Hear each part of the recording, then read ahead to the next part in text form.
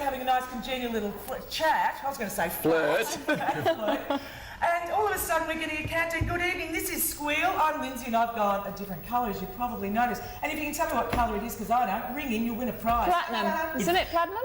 It's actually lightning. Lightning. Oh. So you're going to be becoming a gladiator by next week, are you? Well, with a name like that. I saw your biceps, Gillian, and I'm sorry. You're frightened. I am frightened. Tonight our squealers are Gillian Smith. Applaud for her. Oh, thank you. It might wake me up. The fabulous Toby Sullivan, who is the host of Quiz National. International. Oh, sorry. I left the inter off the national. And of course the wonderful, the gorgeous. She's out there. She's never coming back. The Kaye Sera. What about our special guest? We're doing I'll get into it next. I see. I have to give her a really big intro. I'm on the wings. You're on the wings. And of course, our very, very special guest tonight is the fabulous Shirley Billings. Now, Shirley, you are a ukuleleist. Is it? It's one of the instruments I play, yes. Yeah? And you're in a midsummer variety show and it's called Barrel of Monkeys. It's called Barrel O' Monkeys, that's Barrel right. O' Monkeys. Yeah. As in more fun than. That's right. Good how's it going? You're playing at the moment. It's going really well, actually, yeah. Got another week to go. It's really good. It's really good. Yeah. It's really good. It's really You're performing in Gertrude Street. I think that's a scream. Do you know? Because it's got lots of big blocks of flats there. Do you have like a mugging a night? And They have cleaned it I just kind of wrecked my reputation as being politically right on. No, we've got a special show deal, though. Okay. Oh, right. So only one mugging a night per performance. That's right. It's Pick up your shut the door. That's right. You get paid very small amounts so that they don't, so that they don't carry more than $25 on your person. It's not worth mugging you, is it? And you don't use coin for drinks, you use vouchers, so that nobody has any money on them when they work. It's all plastic. So you also used to do some characters. You still do them. There was an Elvis. I do Elvis, yeah, that's right. Yeah, I'm just on a diet at the moment, so I've left Elvis in the cupboard. I also do a cow. Yes, I remember the cow. I like that. Yeah, Karen the cow from Curramborough. And can you slip into her for us? I actually need the suit. Oh, right. You've got to live the part, Linzi. You can't. The woman's not a tap. You can't just turn her on and off. Shirley, was that inspired by Sister George, the killing of Sister George? Do you remember how she had to do Annabelle the cow at the end of Yeah, that's right. As demise to the end of her career? Oh, maybe somewhere in my, dark subconscious. But I think it actually came from because I come from a farm, and I think I've just got cows in my blood now. Oh, is that why you're all lucky in places? Yes. That's right. Shirley, I want to talk about the ukulele because I'm fascinated with your post-punk, post-mod, Japanese minimalist, axe ukulele there. Yes. And I'm fascinated with the ukulele in general. I like little small things, little small versions, like those pseudo echo hexagonal drums and stuff. And, God, you're full of it. Yep, absolutely. And the little tinny guitar thing that's a ukulele. In a good way. What's your question? I want to know. I don't know. Where did you find this cool ukulele? Oh, well, this is a custom-made one. Right. Somebody actually ordered it from a guitar maker, and then they never went to pick it up. Surprise, surprise. I wonder why. So I inherited it. Actually, and the colour girls go. there's a good story about ukuleles. Actually, I've got another ukulele which is made in Hawaii, which is where ukuleles were born, kind of thing. The Kumalai ukulele factory was actually blown up in the bombing of Pearl Harbor. That was the real target, I think. I think it was. I think that's when the World War II ended. When they got the ukulele factory, they went, "No worries, guys." You can ships and women, but lay off our ukuleles. This is it. Sorry, do you have to have lessons for ukulele? Like, or do you just, is it like a guitar or? You probably need therapy, actually. More than lessons, I think. It's only got 4 strings, hasn't Exactly, so it would only be Yeah. two-thirds the price of a guitar lesson, one would hope. Well, I think it's the classic instrument that your mother buys you when you're 6 because she says, well, just start you with a ukulele in case you really doesn't work out, and then I haven't wasted any money. Yeah. You know what But I mean? aren't your fingers too big now? I mean, like when you were 6 years old, you could just fit on the frets now, but aren't you? No. Still fits. That's marvellous. But as you get older, do you progress to larger instruments? So, like, by the time you're 30, you're sort of heading toward the double bass. Working through the cello. Is that how it works? I'm 37 and I've still got a ukulele. I don't know about that, What's actually. going on? Where's Dr. Spock when you need him? There's something in this. And who are the great, sorry, just one more ukulele-obsessed thing. Because who are the great ukulele heroes? George Formby. George Formby, because, you know, you got, who's the Tiny Clapton Tim. of ukuleles? Tiny Tim. Tiny Tim, probably. Tiny Tim. Yeah. Yeah, that's fair enough. Who was the person that used to, I think he was a comic as well, British, and he never spoke, he just played his instrument. George Formby. Was it George Formby? When I'm cleaning windows, that one. And he had big teeth That's right. and a very ugly wife. Yeah. and a very ugly one. I think we're clear on who he is, Okay. all right? Lay off the guy. I mean, I know like George. Was he your inspiration, Shirley? No, not at all. Oh, good to hear. Because we were talking, there's that fabulous scene in Some Like It Hot with Marilyn, you know, doing her little running wild, lost control, running wild, you know, she does and wiggles her little very ample backside at the same time. Oh, ample. I like that description of pieces of bodies. Like she had an ample bosom. That was when women were really fleshy. And That's when voluptuous. women were kind of allowed to be a little bit more voluptuous. They were kind of very... What's the name of that big artist, the big Renaissance artist, was it? Botticelli. Botticelli. Yes. Was he no Rubens? Or Rubens, Rubens. He yeah. did lots of voluptuous things, and so did Norman Linzi. But anyway, we're sort of. Have you got some news for us? I have. Look, I've brought in the Herald Sun because it's got this article, Grand Slam.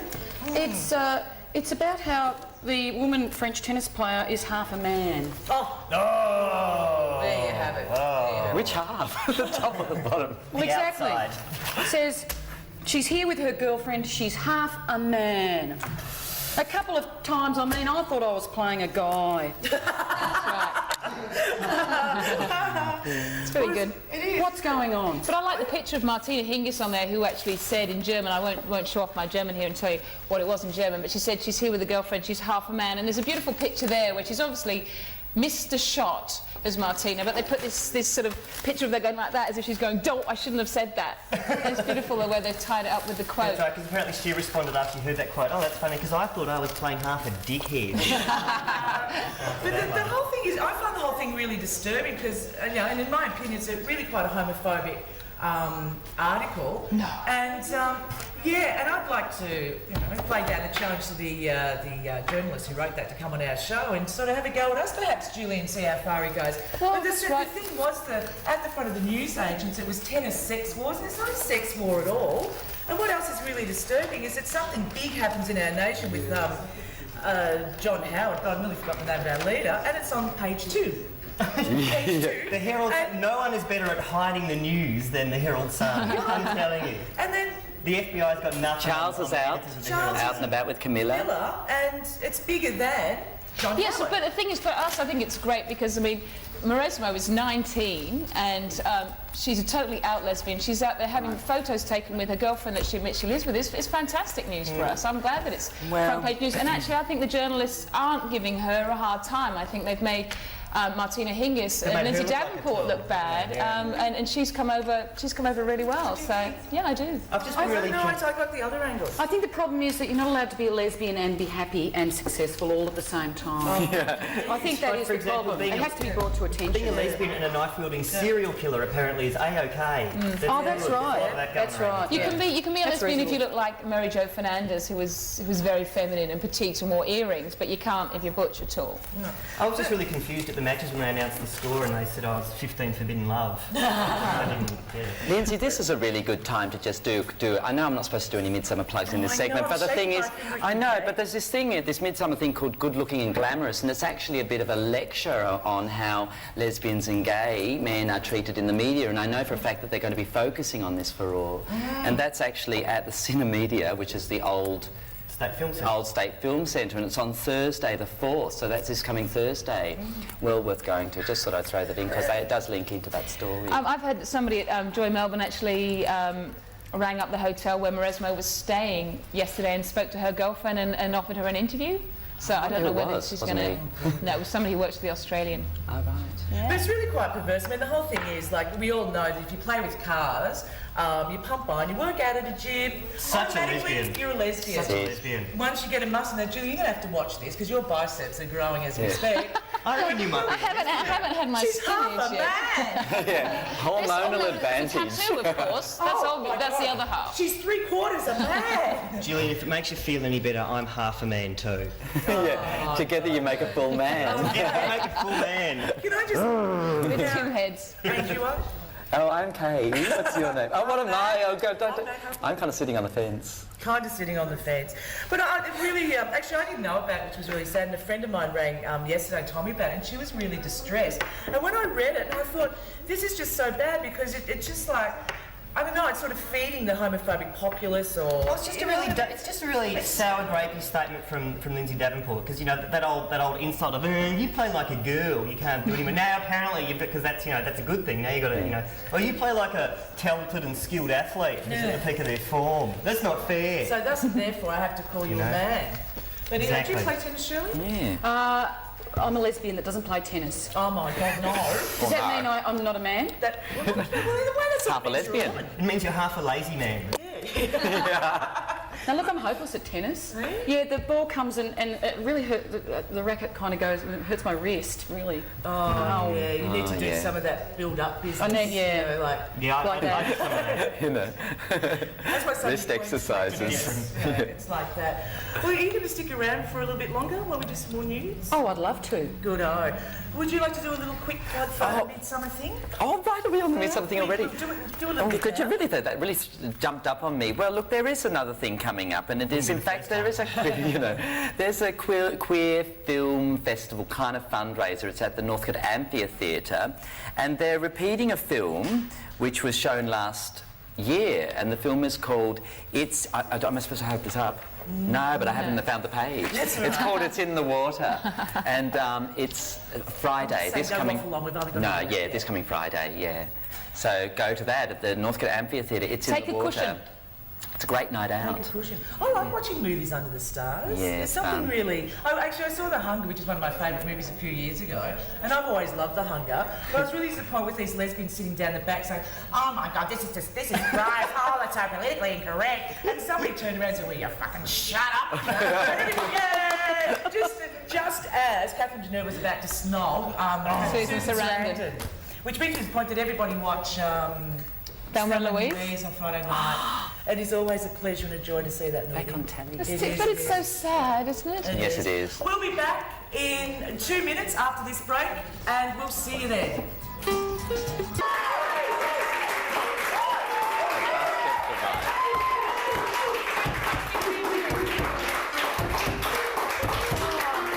When do we do the Mexican wave? I'd like to thank Mum for making my frock, and I'd like to thank God and Auntie Mavis for giving me that fabulous diet. We have Shirley Billings with us this evening. You have a CD, Shirley. I do. And can we get a little shot of that? And it's available by mail order. That's right. You can write to me and send $15 and you'll never hear from me again. And I'll send you the CD. And did you write these songs? Yes, they're You all did? original. Oh, and there's sacred cows on that. Fabulous. Write to Shirley and get a copy because she's a fabulous person. Because she basically.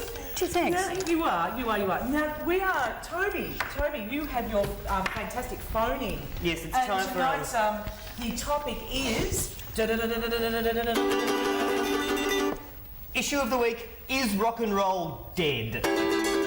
Yes, I'm afraid so, because you would have noticed anyone with shares in companies manufacturing Barocca's earplugs or eyeliner has had a bumper week this week between the twin party death stars of Red Raw and The Big Day Out. I'll tell you what, Fred Niles had a very busy week. Hasn't even had time to send any hate mail this week. And I thought, given that, it was interesting to compare the two events. On the one hand, you've got Red Raw attracting over 6,000 partygoers in a spectacular, this big explosion of design and music and Boys Called Jason. And, and it was a really great event and it was a lot of fun and the audience was the star of the show and it was really creative and all that sort of stuff. Meanwhile, at The Big Day Out, 40,000 teenagers ogled the Jurassic spectacle of Marilyn Manson. And poor old Courtney Love trying to emerge from her celebrity widowhood, and with and I'm just going all these old glam rockers. It's like a clearance sale at the Betty Ford Clinic or something like that. So this leads me. It seems to me a stark contrast that perhaps rock and roll has lost its medium, and maybe Bryan Adams needs to do a 6-hour 3-turntable set at Trade next week, something like that.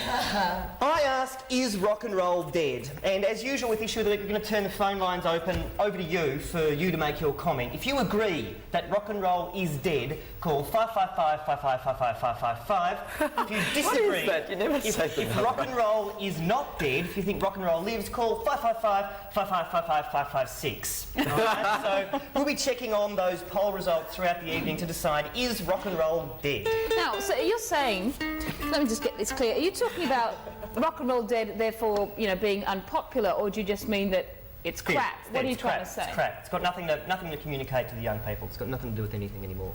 Still 40,000 people turn up and get trampled to death. There were 40,000 people. There were 40,000 bank tellers that had stole their sister's mascara. That doesn't count. It's not fun. And then Courtney Love, did you hear about this one? Courtney Love gets up on stage and goes, "Yeah, Australia Day. Australia Day is proof that the English didn't win every war." Oh, I withdraw my support of her. See, That's it. because I thought we hadn't even fought a war, but it turns out We have. Courtney knows we've been waging a secret battle for years. But that's what I love Against about the British. Courtney Love, is it's so easy to hate her, and you can hate her at the same time.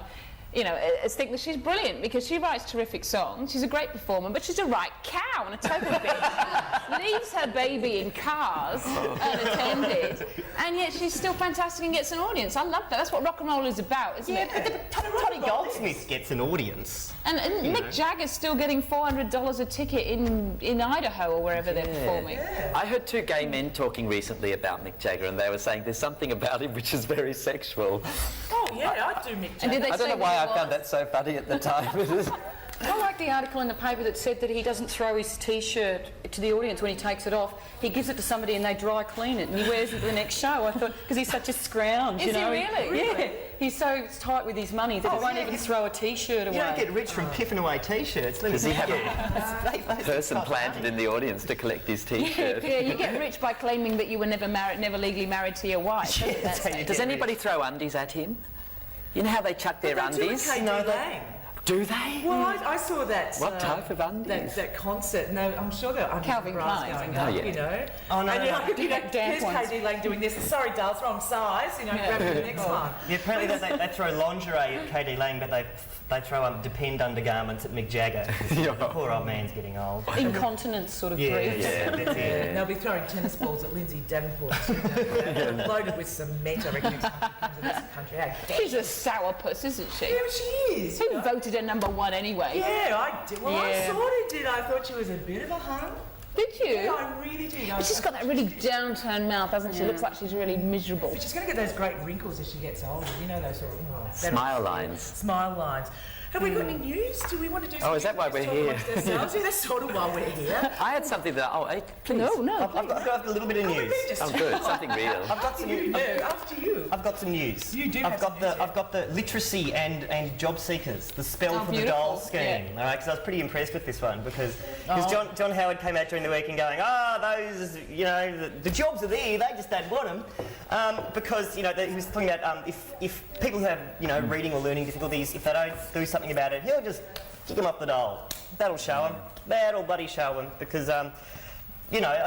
That's good because if you took two illiterate job seekers and you gave one like a fully funded resource literacy program and you took all the other one's money away, right? This one would probably have to take an extra job on the assembly line and starve themselves and have to squat and stuff. While the other one, like all those really good Protestant work ethic things, while the other one would probably just sit around reading all day. They wouldn't do anything. It'd be great. Well, when I was at university, I seem to recall my mother was a personnel officer and used to employ people, and they say that they wouldn't like to employ graduates because graduates have spent at least 3 years at university doing fuck all. Well, no, my mother didn't say that, obviously. That's what she meant. That's what she meant. And to give a job to a graduate who'd sat on their ass for 3 years meant that, you know, that's what they'd be used to and they wouldn't get up and do any work. So, you know, don't go to university. It won't get you a job. The most extraordinary thing about that story is even during Talkback, with the overwhelming majority of the callers at Talkback who said that they thought it was mean-spirited, you know, denying somebody their right to welfare in this country because especially since they're going to print a 32-page brochure to it's the publicise ultimate it. threat, you know, and dear John Howard just couldn't understand how that was the case.